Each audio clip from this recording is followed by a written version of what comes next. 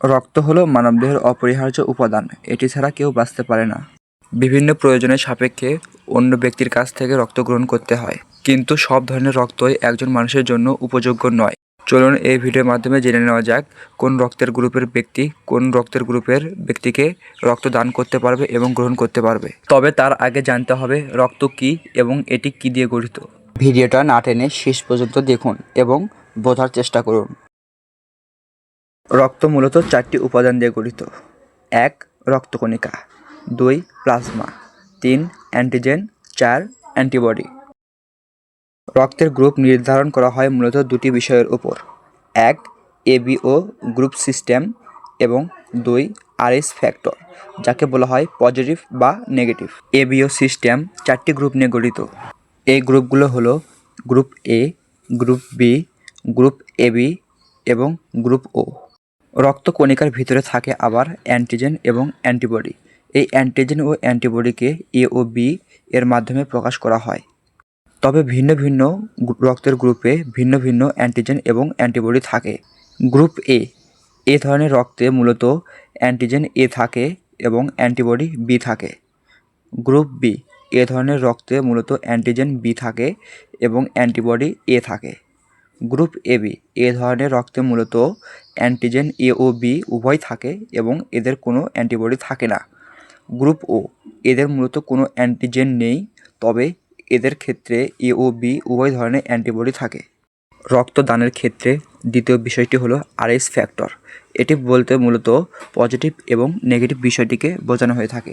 যদি RS factor থাকে তবে সেটিকে বলা হয় পজিটিভ, আর যদি আরএস ফ্যাক্টর না থাকে তবে সেটিকে বলা হয় নেগেটিভ। এই সব তথ্যগুলোই মূলত আমাদের রক্তদানের ক্ষেত্রে সঠিক মিল নির্ধারণ করে থাকে। চলুন তবে এগুলোর নির্ধারণ সম্পর্কে বিস্তারিত আলোচনা করা যাক। ও নেগেটিভ, একে বলা হয় ইউনিভার্সাল ডোনেটর বা সর্বজনীন দাতা।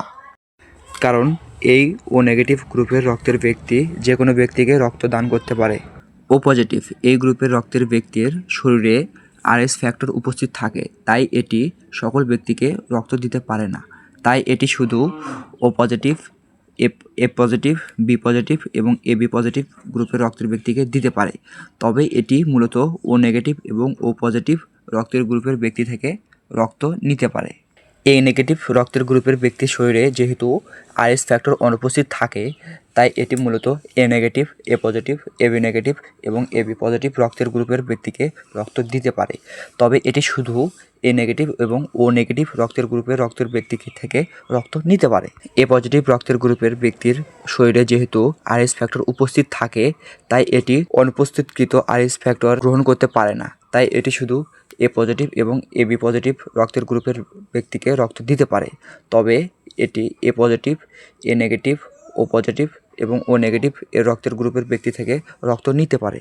একইভাবে বি নেগেটিভ রক্তের গ্রুপের ব্যক্তি B negative, B positive, AB negative, AB positive রক্তের গ্রুপের ব্যক্তিকে রক্ত দিতে পারে এবং বি নেগেটিভ ও ও নেগেটিভ রক্তের গ্রুপের ব্যক্তি থেকে রক্ত নিতে পারে।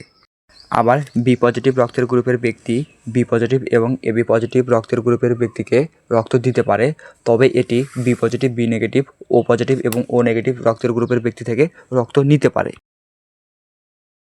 এবি নেগেটিভ এই গ্রুপের রক্তের ব্যক্তি এবি নেগেটিভ এবং এবি পজিটিভ রক্তের গ্রুপের ব্যক্তিকে রক্ত দিতে পারে, তবে এটি শুধু এবি নেগেটিভ, এম নেগেটিভ, বি নেগেটিভ এবং ও নেগেটিভ রক্তের গ্রুপের রক্ত থেকে রক্ত নিতে পারে।